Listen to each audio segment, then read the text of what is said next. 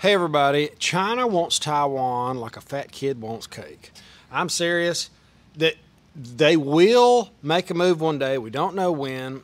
Stacey's got some facts of what they've been doing, but before we get started, because a lot of people don't make it through the whole video, if you need anything from China, it's like 59% of our API active pharmaceutical ingredients come from China, but it's more like 80%. It's a lot like everything else we get lied to about. So if you need some type of pharmaceutical thing, go ahead and get it. And before we get going, hit the like button. It really helps the channel.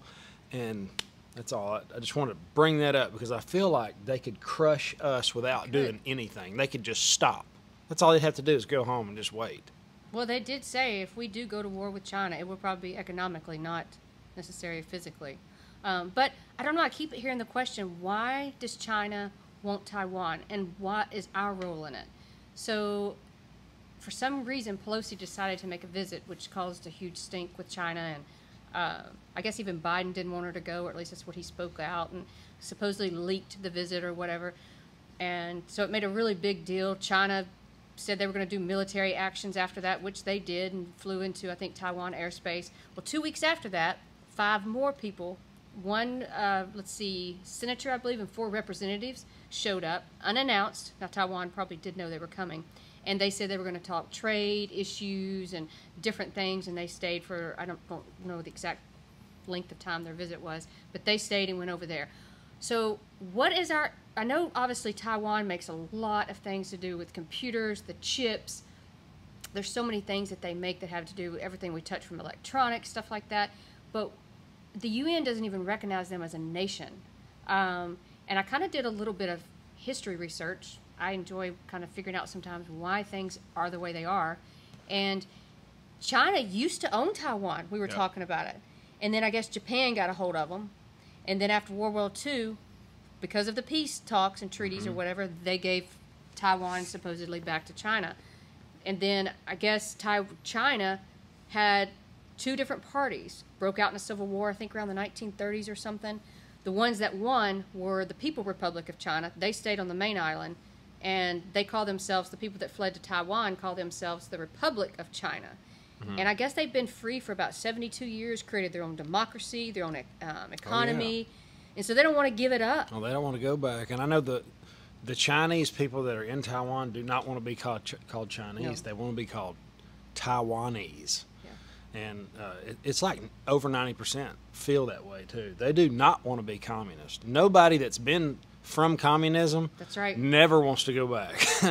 If you don't believe me, just talk to somebody that's from a communist country. They don't want any part of it once they've experienced freedom. That's right. So I'm starting to notice little pieces, though. I guess it's like putting a puzzle together. Now, a little piece will just kind of fly under the radar a little bit. And I noticed another one the other day where, for the first time in a while, I guess since July 19th, we sent a U.S. ship. We actually sent 2 down the Strait, the Taiwan Strait.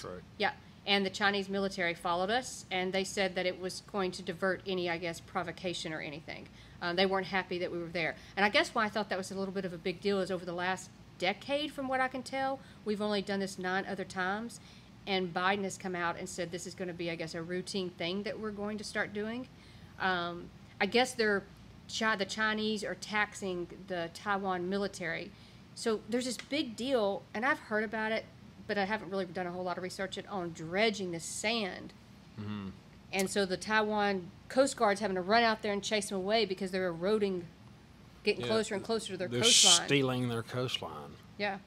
And I don't know if they're taking it and building their islands, their man-made islands with it, to try to, cut off trade and say that's theirs.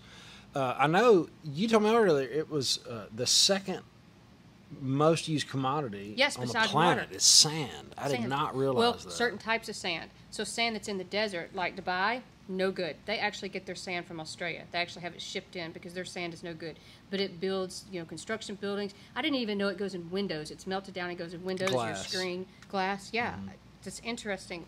So there's so many ways, and there's only certain places, I guess, that you can get this good sand. And around China and around Taiwan, apparently from Hong Kong to California, they dredge all the time. And it's been messing up, I guess, fishing and all kind of stuff. But there's a reason why we're stepping in with Taiwan when we clearly stated since Reagan came out and made that announcement that we would not get involved, but we would let them buy weapons from us. So there's some reason why we're making How's visits that not lately. getting involved? True. And you should see the harbors they've built. China has built harbors for their warships. Yeah. I mean, they're getting ready, and they're pretty elaborate. I'll throw one up on the screen, but Well, they've made these islands. They've dredged enough sand. They've increased their shoreline by 100 miles, I think it is. whoa. They even, okay, so the Evergrande thing, that has to do with man-made islands also. So they dredged up these man-made islands in the form of a flower, and that was part of the whole Evergrande scandal that was going under, and they were supposed to destroy so many buildings, but anyway, that's another story. But that's all these man-made islands that they're dredging up, and they're gradually encroaching their territory. I saw somewhere, and I cannot find it, that they're even trying to create an island from China, or a sandbar from China to some parts of Taiwan, and it used to be like 10 miles, and now they've gotten it down to 3 because they keep dredging sand. Chinese are always up to something, and they don't care how long it'll take. They're on the 10-year plan, 100-year plan. I mean, they're good with not finishing the project in their lifetime. They'll just soon, They do. Let their kids or grandchildren finish it up, because Mr. 11, Well, what do you he's always a say? scary person. You always say we play checkers, they play chess. Well, I don't know if we're playing checkers. I hope we're not playing checkers, but they're definitely playing chess. They're thinking out all the moves, and they want Taiwan. We get all of our chips from Taiwan. I don't know if it's all, but it's like 80%. It's a tremendous ton. amount. I did a video about it, and I'm drawing a blank now. I'll put it up here. But guys, just know if you need something from China, and I don't even know how to go about getting chips for. I mean, that's just out of my wheelhouse. Everything, you name it.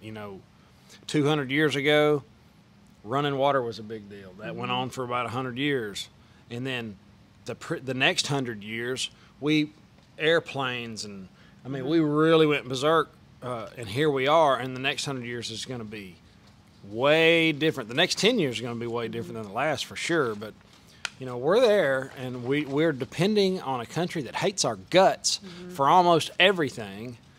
And I built some gym equipment that it's an awesome piece of equipment. It's just you cannot afford to build it here. The United States is so costly because we're hell-bent on having things built in China. And you know what China exports, their number one export is?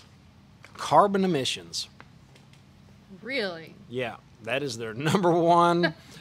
That's what they contribute the most, is carbon emissions, because we send all of our stuff over there to be built, and they'll burn tires and babies to get it done, and it doesn't matter. Nobody cares because we're green. We're green, and it's corporate greed's what it is. We all know that. They have such cheap labor.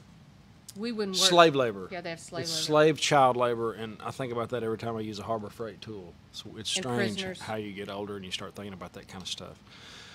That's the world we live in, and I don't want to promote it, but if you need it and your life depends on it, get it, even if it is from China. And if you can find it from U.S., I would say do that over, anything else. But we can't just stop.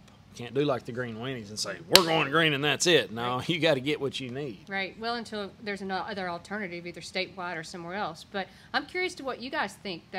What does this mean for us? Why we're stepping up and visiting Taiwan? And what does this mean for the United States, and where do we go from here? And I agree with him. If there's something that you need from China, I even did a search to see, what are the biggest China exports? What is something that would affect my life if something were to happen like that? Because that's where they're going to cut us off. I mean, we've already seen a little bit of issue with the Wouldn't have to shipping fire and a the shot. cargo. Nope. And they just, nope, no more medicine for you. Yep. And I mean, they're already talking behind our backs with Saudi Arabia and all that about the dollar. And so, I mean, it wouldn't take much. And so we're right there. But just keep your eye on stuff like this. Little pieces like that pop up on the news. I think it's worth paying attention to. It'll be in our lifetime, so get ready. Have an awesome, awesome day. Later.